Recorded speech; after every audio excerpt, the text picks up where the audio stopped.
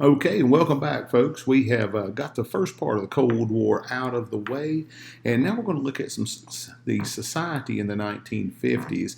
And I've subtitled this Conservative Complacency or Anxiety, Alienation, and Social Unrest. The 50s to us from the 21st century kind of seem like this laid back golden age. But in a lot of ways, there's some things bubbling under the surface that are going to lead us to the turbulent 60s.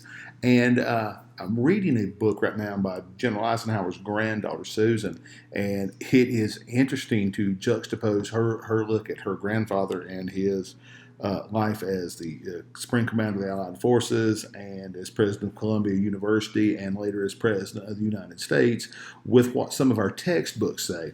So I think it's just fitting that this presentation is over a decade old, and we're still in the history field. We're constantly reworking these understandings. But anyway, we want to start this with Eisenhower in charge. And notice I have put him there with his uniform on. He only has 2 stars on his shoulders. We know he ends up with 5.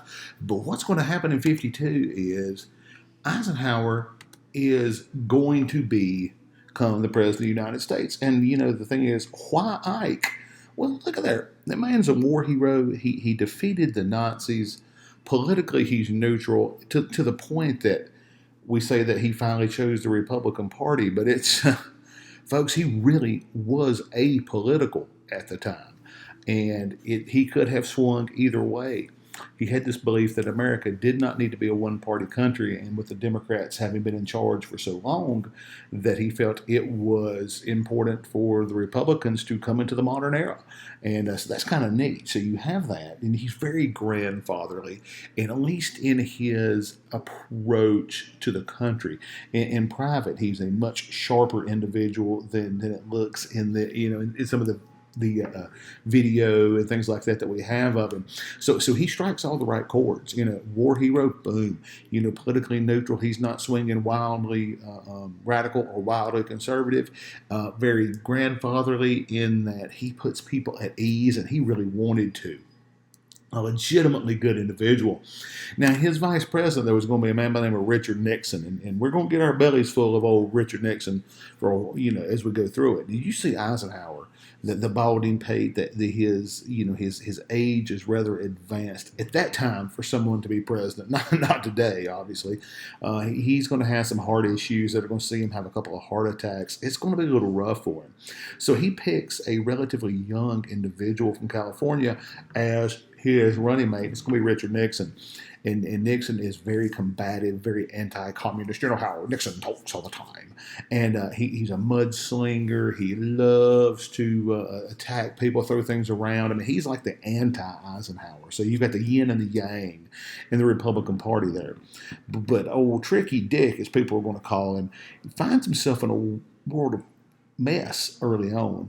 We had a little campaign slush fund, and he got accused of buying his wife Pat this fancy mink coat and all this other stuff. Now, did Nixon have a slush fund? He did. It's not a huge deal, but he got caught. And so he goes on TV and gives something called the Checkers speech. He said, "My wife, Pat, did not have a mink coat. She has a good Republican cloth coat." And he said that the only thing that we've ever been given, as in our political career, that we profited off of is our little dog Checkers. And he holds up this little dog, and man, everybody's like, "Oh, Nixon isn't so bad." Little did they know the fun that we were going to get to have with him in about 20 years. So that's who Ike's got right there. And the thing is this look like the face of a crook? Well, you never know. So anyway, so that's going to be Dick Nixon. Next thing, when Ike comes into the presidency, he had a campaign promise. He said, "I'm going to end the war in Korea." In this next bullet, I used to believe it was absolute truth. I'm now of the opinion that it's a lot of revisionism, threatening to use those nukes. Don't believe that would be the case, but it was always thinly veiled. I mean, America and the Soviet Union are the only 2 countries at the time that have these things. And so, I knew that we couldn't keep fighting the war. We couldn't fight it into a stalemate because that's just keep wasting lives for nothing. And So the war had to end somewhere, somehow. And they did, the American intelligence agencies did find out that the Chinese and the Russians wanted this thing to be done, and the North Koreans were willing to give a lot of concessions. Now, the fly in the ointment was South Vietnam's president, Syngman Rhee. And Syngman Rhee wanted the whole continent to be, I mean, the whole continent, listen to me, the whole peninsula to be united, and refused all this stuff until Eisenhower had to put the crank on him to get him on the team, so to speak. And so what happens is the Korea is divided to the 38th parallel, and it's divided to this day, which is almost virtually where the war started. But one problem we had, though, was the POW issue. And that is, a lot of these North Korean POWs, the Chinese POWs, didn't want to come home. They didn't want to go home. They're like, no, gosh, no. We like it much better here in the South and the way we're treated. And in the end, America had to pack up virtually all of them and send them back. So that's going to be part of an issue there. So I have to do that with Korea. In the meantime, back home in America, this guy, and I almost said this fool, and I'm going to use it anyhow. His name was Joe McCarthy. And Joe McCarthy is a freshman senator from somewhere in the Midwest, and I used to call the state. But he called himself Tail Gunner Joe. And Tail Gunner Joe was no more a war hero than I was. I mean, he did serve in the Army Air Forces, swore him down. He was the tail gunner on a B-17 and a B-29, which is the most exposed position on the aircraft. Well, Joe McCarthy did not get into combat, but that didn't matter. He created this facade around himself. And if you take a close look at this picture, you're not going to be shocked when I tell you how he ends up. So what happens is a freshman backbencher. So he becomes very powerful because he wants to be a power broker. And he's a backbencher, freshman senator. You don't have a whole lot of power then. It's like you got to wait your turn. But he sees communism or anti-communism as his vehicle to have that power. And Julius and Ethel Rosenberg here and Alger Hiss are going to be kind of that vehicle for him. Because the Rosenbergs, yeah, they probably did sell this part of the secrets to the Russians. Alger Hiss, yeah, he probably was some kind of a commie spy, but neither one of these two groups did anything that could irrevocably harm America. But what he can now use is what we call the ruse of the false threat.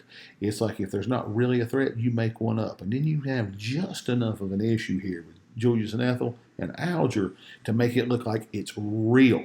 Okay, and when you go back into the Truman administration, into that particular presentation, we talked about the same thing. We're so worried that the communists are coming over here. And so what happens is there's a brand new medium to get all this information to the American public. It is the television. And so McCarthy jumps up on TV and starts hollering on TV about how all this stuff's going on. And so most people in government knew it was really false, but this guy was so popular. It's like tuning into Jerry Springer. You tuned in to watch the McCarthy hearings on TV.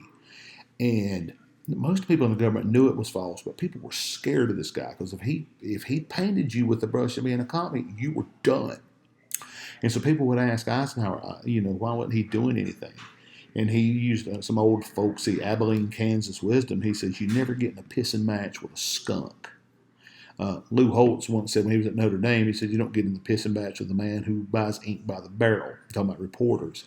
And so I did not take him on. And his granddaughter she's kind of waxing over this a little bit, kind of whitewashing it in her book on how Ike led, which is one of the failures, I think, of the Eisenhower administration. But what happens is Tail Gunner Joe gets what one of my old coaches called too big for his britches. And he starts biting off everything. These people, those people, the other people. I got a list of 186 known communists in the government or something like that. And he goes after the Army. And you got to remember, this is a time when not a decade removed, you had 14 million Americans under arms fighting the Axis. And all of a sudden, here comes this guy with no proof beyond his innuendo. Everybody's scared to death of him. And somebody had to call him out. And it's going to be Edward R. Murrow from CBS. And finally, he's going to demand that McCarthy provide proof. And McCarthy never could. And so Tail Gunner Joe does fall. Thank goodness. And McCarthyism ends in this country. And its impact on Hollywood and some other things, the blacklist and everything else, is going to be tremendous. Matter of fact, at the time when people were scared to hire folks off the blacklist, producers would say, "Hey, go get one of those blacklisted writers and give them a different name because they're the only ones with talent." Um, so that's going to be part of it. So this is kind of like the Salem witchcraft trials come to the mid 20th century. Now, in this next slide, you're going to see an image. It's not in the best taste, but I've loved it for years. George W. and you got Saddam Hussein, and George has got his Notre Dame jersey on, and that's my team. So we used to laugh about this in class a lot, and everybody knows this is somebody's great at Photoshop. That ask people that ask me where I got the picture. I say I went to a tailgate at Notre Dame, and look who was there. But anyhow, what Ike's going to use is something called dynamic conservatism. Okay, and the gist of it is right here: is to be liberal with people, but conservative with their money.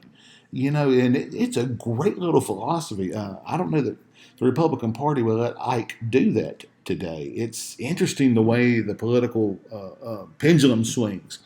But so we're going to be liberal with people, conservative with their money, and give more control to states. Ike knew that America could not sustain the level of spending from the late 40s and early 50s. You just can't do it.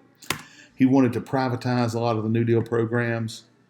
And this next one right here, this next bullet that's going to crop up is something. It's just odd. When you see it, you're going to understand why. One of the things he wanted to do was crack down on illegal Mexican immigrants. And look at the name of it. I mean, that's not just me making it up. That's why I've got Hussein and George in the background. We've got to get in a better mood before we see things like this. But he called it Operation Wentback. And if you read right in your book, there's a thing called the Bracero movement during World War II, where there was such a level of employment that it was hard to get farm workers.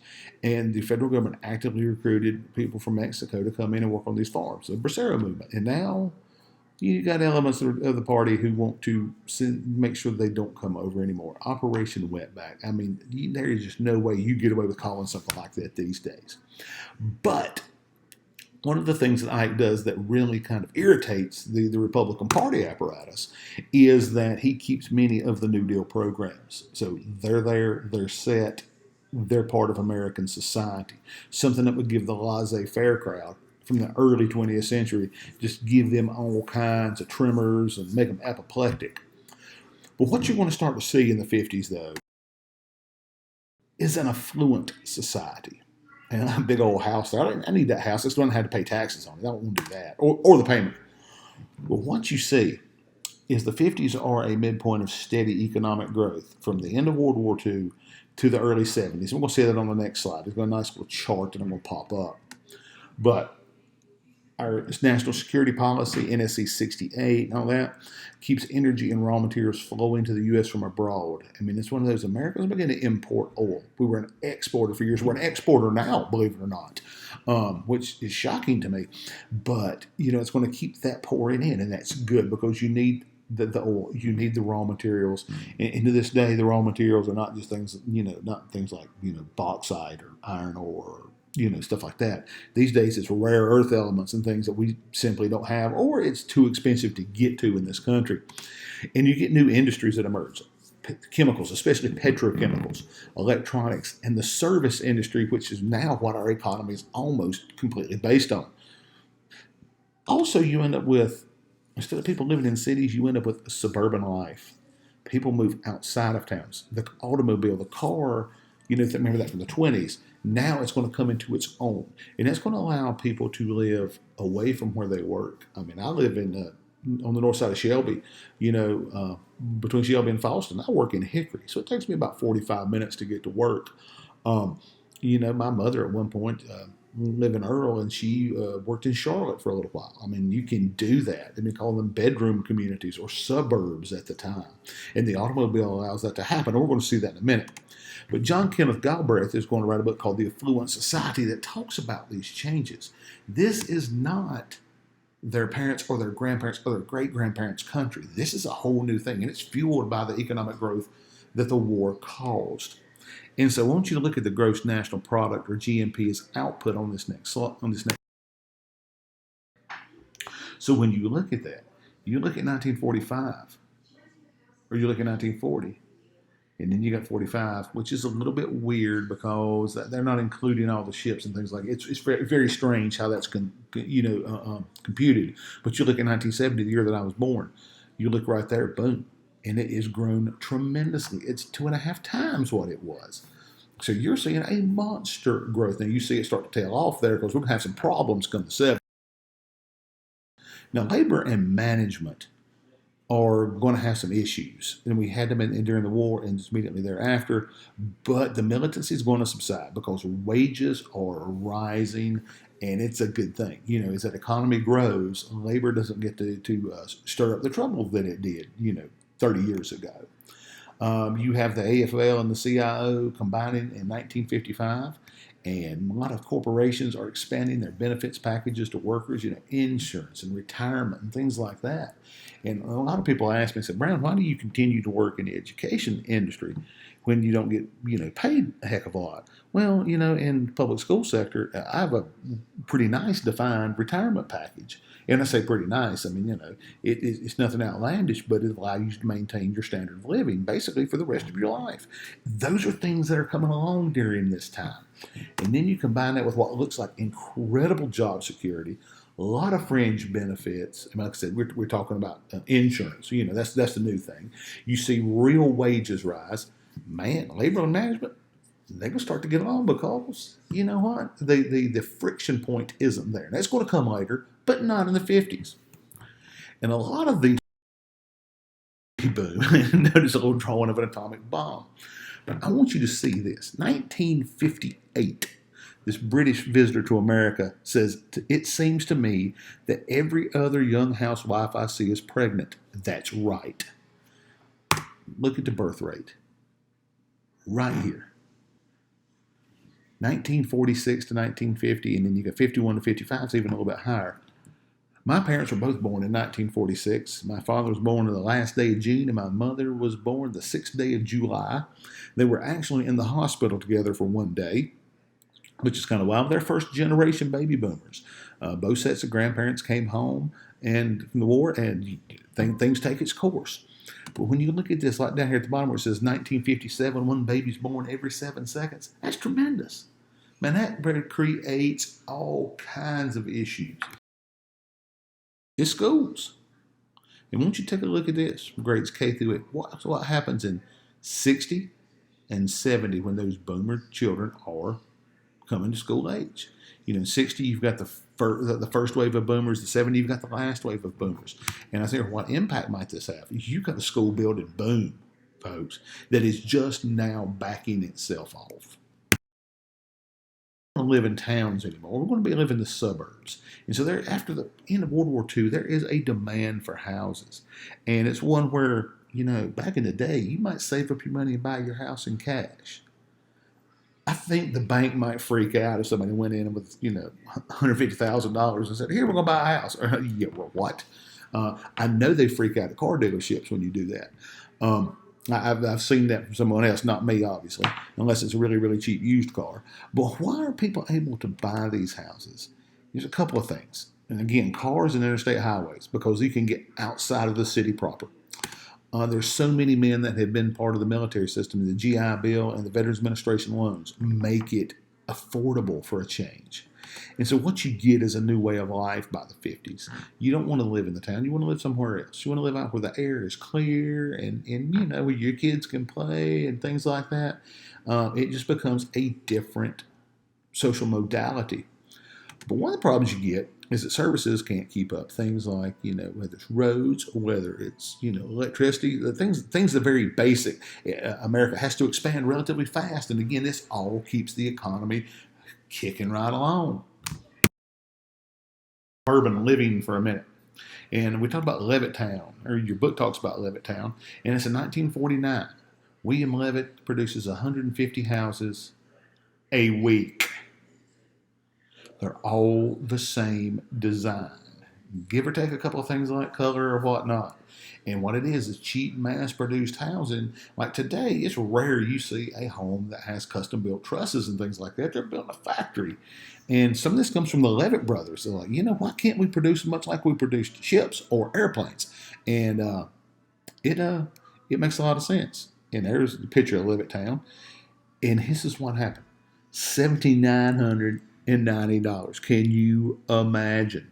You could pay $60 a month, not even a down payment. This is a different world than just a generation before, or even just a decade and a half before. Levitt house for just a minute. And there's the basic plan right there. Look at 2 bedrooms, tiled bathroom, a garage. And I'm going to tell you what, as somebody who grew up with a carport, the 2-car garage we have, I was like, oh man, we'll never fill it up. Shoot, if we had a 10-car garage, we'd fill it up with junk. But in backyard, a front lawn, think about that. These are people who grew up living in apartments and things like that, townhomes. Now it's a standalone stick-built house. And so look at by 60, 1/3 of the population is in the suburbs. We heard that all during this election cycle. And population too. Look at that. Central cities remain relatively stagnant, whereas the suburbs consistently gain and rural areas are consistently dropping.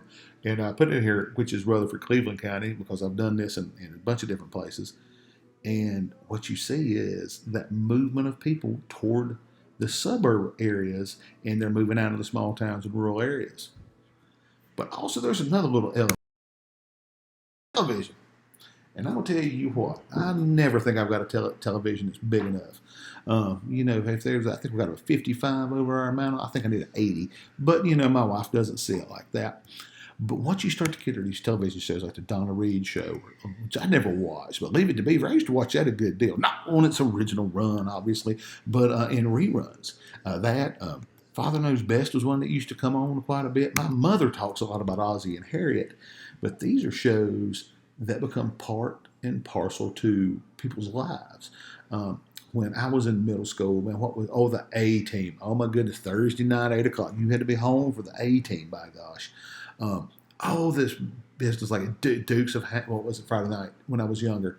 You had the Dukes of Hazzard, you had the Incredible Hulk, and then you had Dallas that came on. If we got to stay up that late, I mean, they're part of the cultural milieu that is America. So you culture with consumerism. And you look at 1950, that introduction of the diner's card is the first credit card. And what do you see? Consumer credit is used to buy everything from that vacuum cleaner up there. Is that what is that? What is that full thing? Oh Lord, that has the water in it.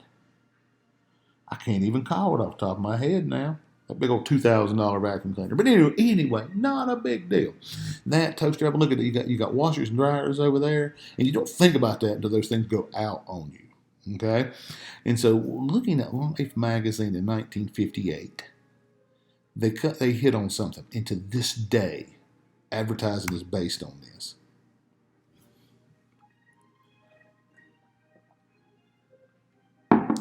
That babies were potential consumers.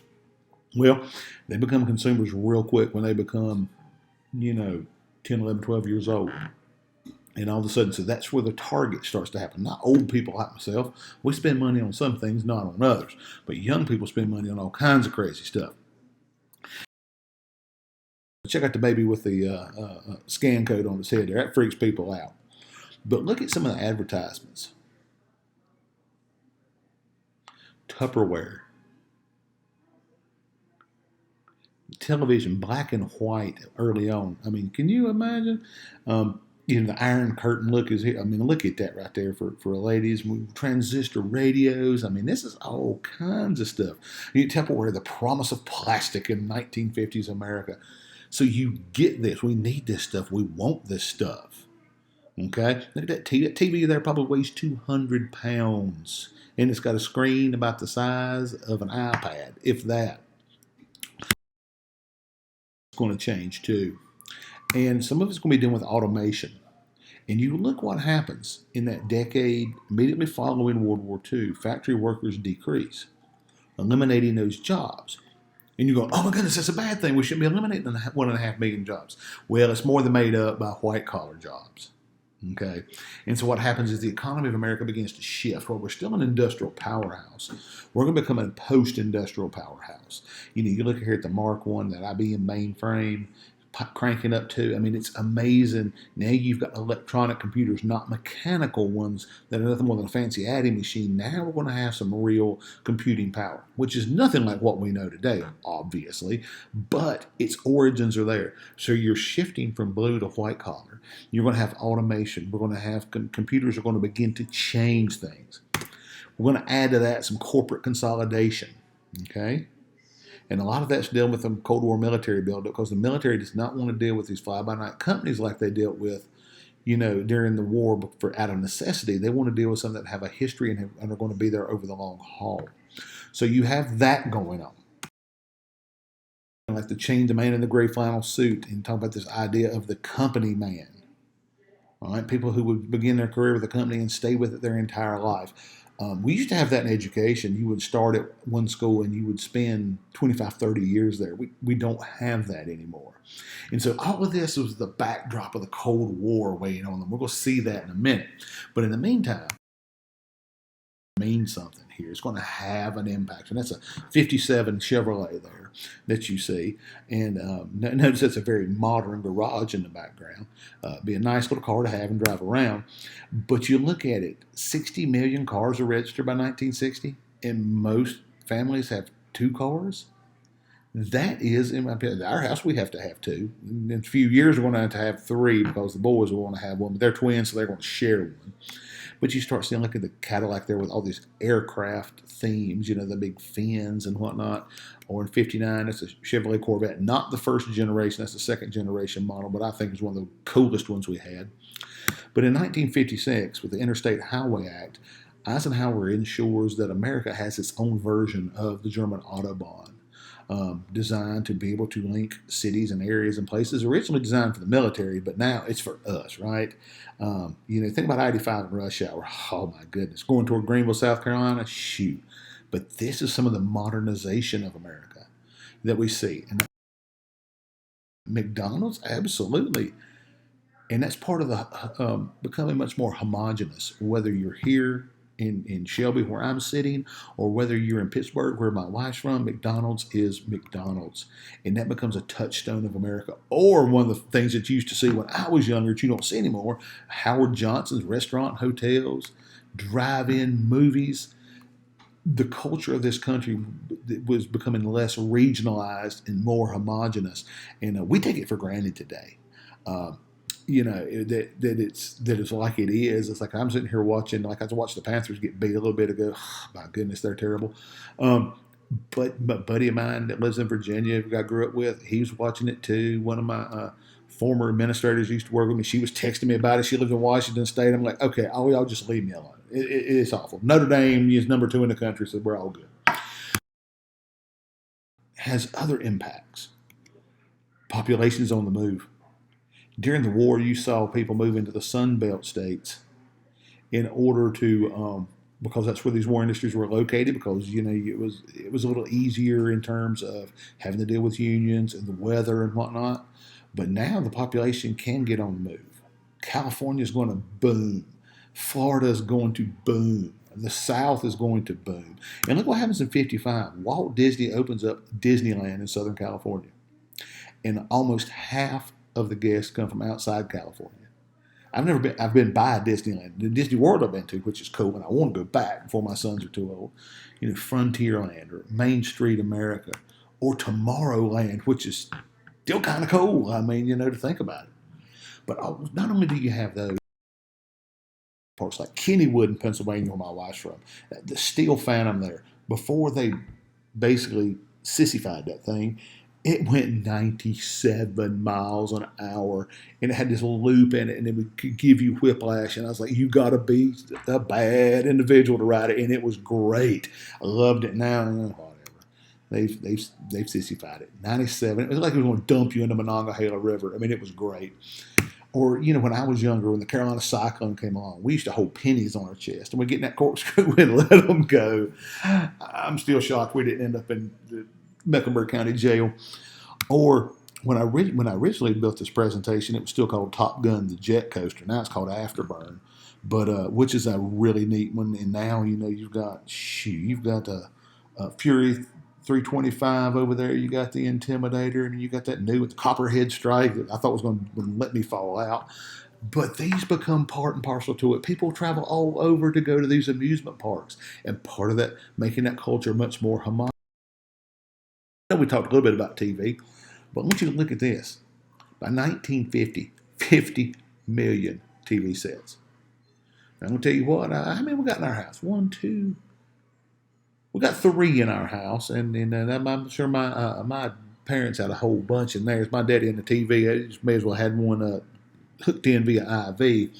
But look at what the Federal Communications Chairman says about TV in 1961. He says it's a vast wasteland. Okay, I can understand that. I mean, but that mass audience, what you get are shows that celebrate traditional American values. Today, even though our sons, they'll be 13 next month, it's kind of hard to find a movie or show you can watch without something coming on you really don't want them to see. But when it first came out, look, up in the sky, it's a bird. It's a plane. It's Superman. Look, up in the sky, it's a bird. It's a plane. It's Superman. exactly. Superman, truth, justice, and the American way. That's what they talked about. Not some of the craziness that you get today and some of the silliness that you get today. Some of it's pretty cool because everybody you would see on TV back then was lily white. Today, that's not the case, thank goodness. But there are other things that are just, a little different. And it's going to South Park. And there's Cartman. And you see what he's got going on. That's TV today, which is not, truth, justice, and the American way. It's a little bit lowbrow these days. But back in the 50s, what you got was a very glossy view of middle-class suburban Lucy, I'm home. life. Lucy, I'm home. I Love Lucy is one of the great ones. I've seen that so many times. We used to watch that a great deal growing up. And to this day, depending on which Hardy, har, har. episode of this, I'll still watch it. And then there was Hardy, har, har. the Honeymooners that for some reason my mother wouldn't let us watch, even though it was in reruns by the 70s, but for some reason she didn't like it. But what you end up with is almost this idea of social winners and losers. And, we make fun of it's cool to sit around here and laugh at Lucy because she's doing all this crazy stuff. But you've got Ralph Cramden over here, and it's like, well, thank God I don't act like this guy. It's this weird dichotomy that you get. So television does it, but almost always is celebrating American values. There's going to be some discontent in this affluency. And in the 1950s, you're going to get people that are going to criticize society in regards to things like conformity or the way youth act. We're going to look at that here in just a second. Or mass culture, things like that, discrimination, inequality. Discrimination and inequality are going to rear their head. Conformity is going to rear its ugly head later. Now, all of these things are going to be led by the youth because you've got a huge bubble coming from those baby boomers. But this idea are what were considered American values. It's going to be bred out of that suburbanization. And this idea that you got to keep up with the Joneses. If they got a new car, people buy new cars every year. I'm sitting here going, really? What could you, back then you should have been able to afford a lot more than I can today. But it's this materialism. Hey, so-and-so's got a color TV. Well, I've got to get a color TV. And it's almost like the whole idea behind working and living was to get more and to get more and to get more. But there's a piece of the younger generation are going to see this as a bunch of hokum. One of them are the beatniks, the beat movement. They're very, very anti-materialistic. Why are we doing all this? But failing to understand that some of that rat race of materialism is what allows them to do it. So it's a strange little cycle there. And so the question asks, what are the effects of non-conforming? Well, we're going to see some of that here in just a minute. And we're going to use at the time Elvis Presley there. And so by 1950, you end up with the word teenager that was never part of the American language before that. And that shocked me. I didn't know that until I began to study history professionally, that it wasn't. And by the mid 50s, you look at that 13 million teenagers with money to spend. And if they're going to spend it, no, they're going to spend it on like Elvis there and his rock and roll. And I cannot get out of my head that scene from Forrest Gump. Show me that crazy little dance there, son. But it was considered race music. Rock and roll was, oh my, it was awful. Kind of like the way, say, parents of my generation would have viewed rap, which was just coming around then.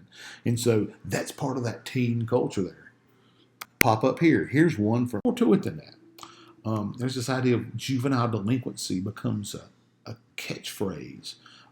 Sometimes we laugh, or in school, about 10 people's on dope, which is a term that comes around from back in this time.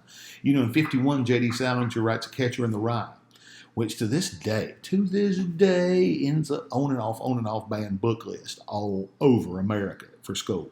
I'm like going, we should be scared of ideas. Come on now, folks. But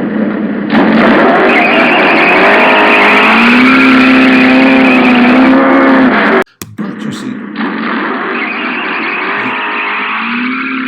Brando and his motorcycles in The Wild One, or James Dean and Rebel Without a Cause. All of a sudden, these are making it to the big screen because who are they after? Teenagers. So that teen culture, with the Beat Generation I mentioned a minute ago, Jack Kerouac's On the Road, and look at that third bullet. Materialism is morally bankrupt. That's what they said. It's morally bankrupt, which is a huge deal in the economic boom of the time. Using that word bankrupt is not insignificant at all. And so what you end up with is a beatnik here. You got Dobie Gillis, and I forgot the other guy's name. He will never be Dobie Gillis. He's always going to be Gilligan. But that's okay. Versus the clean teen. And this is the guy on the right. It's the one Mama wanted you to be. Don't be like the other guy over there. Of course, when I work out in the yard, I think I kind of dress like old Gilligan, but whatever. So a little more teen culture over here. Teenagers with disposable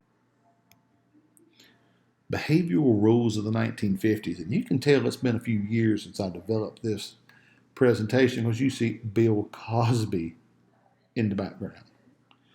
I think he's fallen from grace, so there we go. We won't talk about old Bill, and that's just terrible. But anywho, obeying authority, controlling your emotions, don't make waves, try to fit in with the group, don't even think about sex. That's kind of weird knowing what we know about the 20s and even beforehand and the war years. So those are kind of what parents wanted their children to be like. Nobody wanted their children to be different. You wanted to fit in, and you did everything in the world to fit in. And if something was wrong with you, just suck it up and deal with it yourself, which is so unlike how we deal with it today. Income, so third great awakening. And when you see here, and there's a reason I got the Bible in the background. Look at Time magazine in 54. Today in America, the Christian faith is back at the center of things. It was. 114 million people going to church in 1960. Today, church membership's on the wane again. But this new medium of television is going to help with that. When you think about it, today, everybody knows who Billy Graham was, or his son Franklin Graham, who's getting a little bit political these days, but whatever. This is part of our life now. We just kind of associate it with the way things are. But back in the 50s, this was a brand new deal. So you've got this third great awakening, and it makes its way into the big screen too. I mean, you had the child-centered life here, and it centered around the church, where you had youth groups, and then you had to go here for church, something on this night, something on that night, something on the other night at church. It becomes a very social thing, which is a modern phenomenon, and today it still exists in that regard. But this is going to make its way onto the boat. That's what they're doing, is they're and it is what I call the apex of the biblical epics. I keep telling people, if we die and go to heaven and Moses there and he don't look like Charlton Heston, I'm going to be ticked. And that's just all there is to it. And it's like if Pharaoh's hanging around, he better look like Yul Brynner there. So you got that, you got Ben-Hur, and every Easter my family was like, oh my gosh, here he goes with Ben-Hur again. You have to watch Ben-Hur on Easter. That's just the way it is. But it's not been confined to that time. You have The Passion of the Christ in 04. That is a powerful movie. And I can't look at that. I can't get 1959 to slide over to Ben-Hur.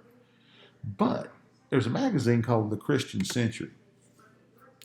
And in 1954, it's going to say, it is un-American to be unreligious with an exclamation point. Okay, sounds good. Let's go on. catering from who do we have here? Marilyn Monroe herself. And Marilyn Monroe is going to be that sex symbol of the 1950s. So let's see what we got here. Oh, from Life magazine about the ideal modern woman. Now, those of you out there who are female, I don't think we see that as the ideal modern woman anymore. I tell my wife that's what she needs to act like. She yells at me, but it's okay. And she knows I'm just kidding. But you look at that and the iconic image of Marilyn Monroe over that grate. That is one of those symbols of the 50s when you think about it. Matter of fact, Billy Joel in his song "We Didn't Start the Fire," he did one of the verses talks about Marilyn Monroe. Period. Before it goes on to the next stanza. But you look at Life magazine in '55. If that's the ideal modern woman, what's the ideal modern man? Provider, protector, and the boss of the house. Well, there you go. And the question I have is, do these make sense in the 21st century? And whether they make sense or not, they're not the way things are. You know, and again, I'm going to talk about the man in the gray flannel suit, talk about the organization man. That's, guys, what we're supposed to be like. And ladies, that's what you were supposed to be like. Or that was the idealized version. Now, of course, being idealized, that's like things that you see on TV. It just does not make it so in reality. Okay? But there were in the middle of those in that were explicit, even if they didn't actually work out that way.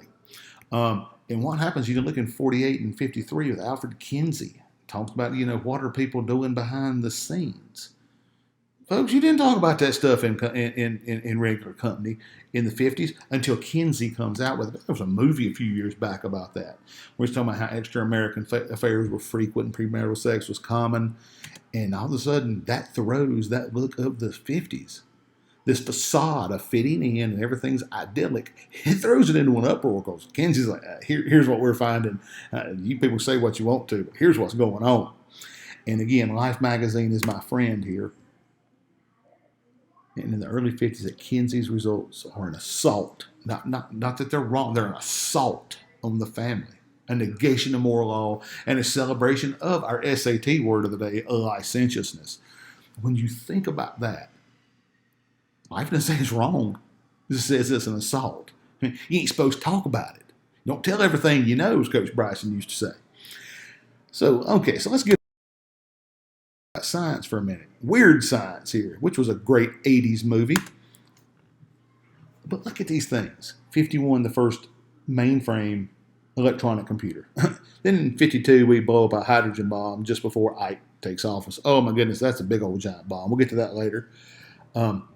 Jonas Salk tests his polio vaccine, which was incredible.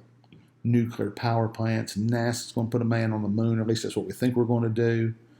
I mean, there's big stuff coming along in the 50s. In 57, the Russians launched Sputnik here. It scares the absolute bejesus out of us. Depending on where you were, you could almost see that thing orbiting. It was such a low Earth orbit, and on an FM station, they had it send out a radio, and it just beeped, and it scared everybody to death. They're all gossip. The Russians are winning the science race, you know. So there it is. All of a sudden, so now we've got to fix it. So there you go. You like old Sputnik coming in, don't you? And so in 1958, passed the National Defense Education Act, which we call Eisenhower money in school, and it led to an increase in math and science education. And to this day, we feel the effects of that. And in my opinion, in a good way. Science here. You know, if we're gonna put Moses and Judah Ben Hur on the big screen, we're gonna put science stuff on the big screen. Well, UFOs, we know what those things are now. But check out these things. Look at the forbidden planet, invaders from Mars, War of the Worlds, which is really in the 1930s, comes out again.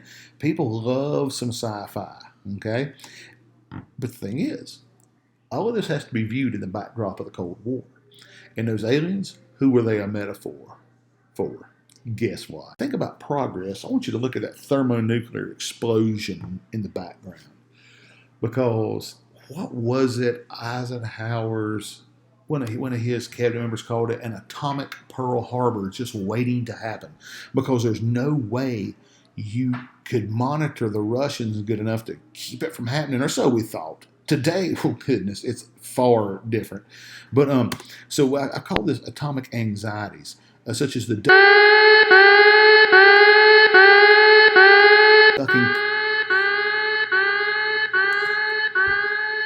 and cover generation. We used to practice that in school, and we did some when I was younger in the mid to late 70s when I was really young at school. I don't remember it after that, but that's a little spooky. Like, what's that going to do? Yeah, it's going to delay my death by 100,000th of a second or something. But the scarier part is what it's done to us living today. Unless you were born in 1962 or earlier, you have never seen an above-ground nuclear test. One has not happened in your lifetime. But from 46 to 62, we blew up 217 of them. That's just America. That's not the others.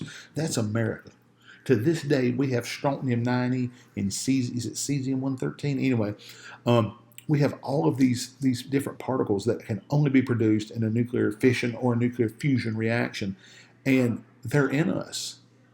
Where do they come from? They're left over from these tests, and when they've fallen down, and what was the old phrase? The fallout gets in the clouds rain down on the grass. The cows eat the grass. The cows produce milk, and we get the leftover.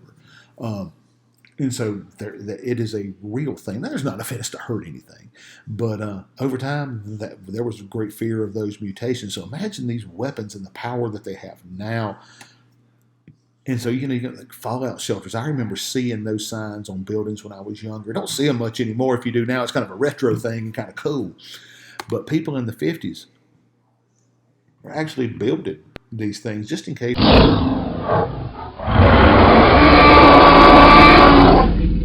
the Russians decided to do it.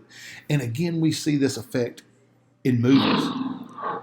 Godzilla, absolutely. Radiation has made Godzilla like that. So in office in 61, he's got a warning.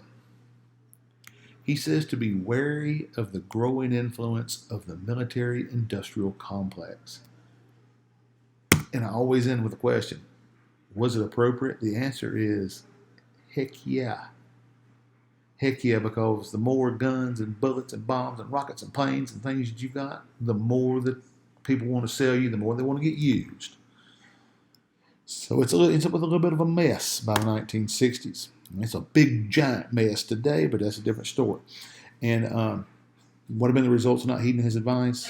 It's going to be called Vietnam. Okay? The night close. And what's going to happen is, in 1953, Nikita Khrushchev is going to take over after Joseph Stalin dies. Nikita Khrushchev is pretty cool. So him and Nixon and Khrushchev have this kitchen debate. Notice it's not Eisenhower. This kitchen debate. And so what they're looking at is they're showing all these modern advances and things like that. And Khrushchev is convinced, absolutely convinced. They took him to a grocery store in a supermarket, and he's convinced they're making this up for him. There's no way America is this prosperous because the Soviet Union simply was not. And so what you get is some Cold War influence and tensions and technology and affluence. And it's going to create quite a little mess. So we're going to end with this. This is the last little thing here. It helps us set the impetus and provide some context for the 60s that are coming.